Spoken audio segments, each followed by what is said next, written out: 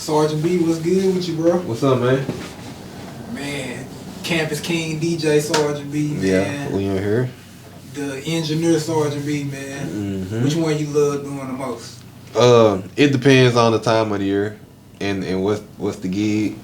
Cause I love being in the studio, but I love DJing too. So it just depends on the event, really. How you get started with like DJing, music, rapping? Like how did you get started with all that? Really, I've been doing this since I was like 10. Started playing drums at church, and then like started rapping, making beats. Then started throwing events. Then I started DJing. Then I always been in the studio, so really just everything just meshed together now. You was born in Atlanta, Georgia? No, I was born in Texarkana. You was born in Texarkana? Yeah, I was born in Texarkana, but we moved away when I was like 3 months, and then we moved back when I was 14. So when did like didn't you sign a deal at one point? Yeah, I was with Collipark. What year was that? That was 2008. And that was the deal with Collipark? Yeah. Like how did that come about? Like how did that transpire at that time in 2008? I had a song called Cake Mode, and it was like a big slow song. It was like one of the biggest songs in Arkansas. But I was in the band at UAPB, so we had to perform in Atlanta, Georgia for the Honda Battle of the Bands. So during the show, they had me rapping 8, and then they had the franchise boys coming like 8 measures after I got done. So while we was down there, I did the show in the Georgia Dome, performed with the band, franchise boys. That night, it was the after party. So at the after party, I had my CDs, me and my homegirl, my homeboy, we had like CDs in our jackets. And they played I had a song called Bubblegum. So they played, the DJ was playing my song, like they already had my song in the mix. And everybody looked, I said, you give the DJ the CD? She like, nah. So, I'm in there loud. I'm like, dang, the DJ know who he playing my music. So I see somebody in a Collipark jacket, like way in the corner. And my homegirl like, you see that? I'm like, yeah. I said, that's somebody from Collipark Music. So she went over there and handed him the CD. They said, that's him over there. Woo, check it out. So on our way back, he called me on the phone. He said, hey bro, where you at? Where you at? I said, I'm heading back to Arkansas. We on the bus. What's up? He like, hey, you need to come right back, cause this CD jamming. We need to get some emotion. I was like, all right, bet. So got back, went right back up there. Me, my homegirl, my homeboy. We went up there, and yeah. You went where, back to Atlanta? Or? Yeah, from Pine Bluff, Arkansas. We went from Pine Bluff back to Atlanta, Georgia. So you pack up, you go back to Atlanta. What's the first thing we went? You do when you get there? As soon as we get there, we didn't even check in. Like, so we stayed at my homegirl's, like, I think it was her godmom crib. She had a crib down there. But like, we didn't even get to go over there. Like, from the road, we went straight to the club. And it was DJ Drummers and Fabulous mixtape release party. And it was at a club, I think it was at the Underground Mall. It was a club down there. And like, it was like straight work. Like, that's how I learned how to push singles. Cause like, we had our CDs, cause he was like, make sure you got your packages, your CDs. So like, we in there passing out CDs to everyone. I'm like, I passed one to DJ Drummer, like all type of people. Like, we was in there working, and Mr.Collipark he was in the VIP section, but we was with Mr. Hanky, the A&R. That was the guy that we met at that party. And yeah, like he had us just working, like off the rip.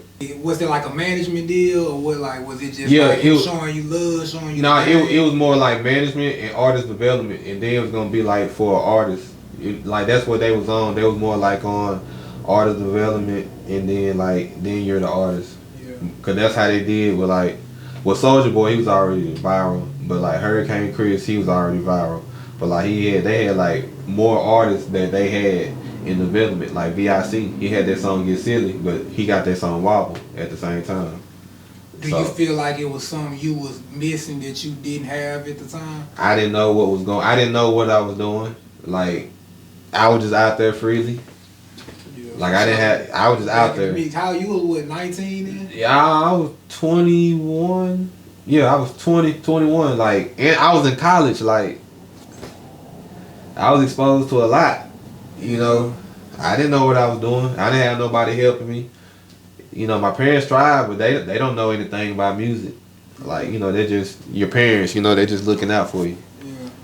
You feel like do you feel like the Arkansas music scene has moved like better since then? Like, Yeah, cause got Bankroll Freddie. He just signed with QC. Yeah. And he's from Northeast Arkansas, I think. Yeah, I think he's from West Salina. Yeah. That's a good look for the state. That's a great look, cause now now more labels probably gonna look like if QC signing somebody from Arkansas, that means we need to see what else Arkansas got going might on. have more labels like we need to see who else in Arkansas. You exactly. Know what I'm saying? They really open up a door with them. Yeah. As far as like the local scene in Texarkana, do you feel like it's moved?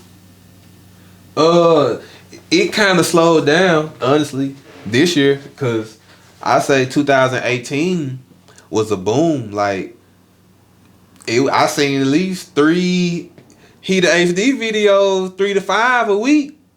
You remember? Yeah. Like 2018, like everyone was working, but this year, like it done slowed down. So I don't know what's going on, but the local scene need to work like it did last year. Like everyone's getting too lax and they getting too entitled, and I don't know why, cause we ain't doing nothing but just putting stuff on Facebook. You feel me? So. Do you feel like it's something like? What you feel like the city lacking for as like music wise? We lacking venues. Like it's only like one spot everyone can go to every week, but it was a time where it was a lot of spots, a lot of clubbing, but in all them spots, you heard local music getting played. And if you hearing the same local songs getting played, you gonna become a fan of the local. That's how you got like I Just Want to Party and Booming. Like they had open mic where they was performing songs every week. So you drinking every Sunday night and you hear the same song every Sunday. That's gonna be. I mean, and it's jamming. You feel me? Like that's gonna be your song when you hear it in the club. And we lacking that. We lacking venues where we can go out every weekend. Cause everybody, it's a lot of people down here jamming. It just ain't nobody playing it. And it's no shot to the DJs. It just ain't nobody playing it.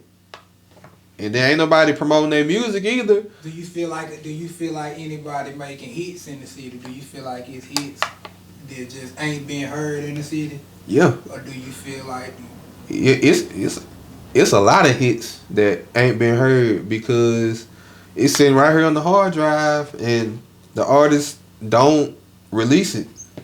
Like I ain't gonna say no names or nothing, but it's some hits, like a lot of hits. Could you give your top five in Texarkana? Nah, I couldn't. No. Somebody get mad.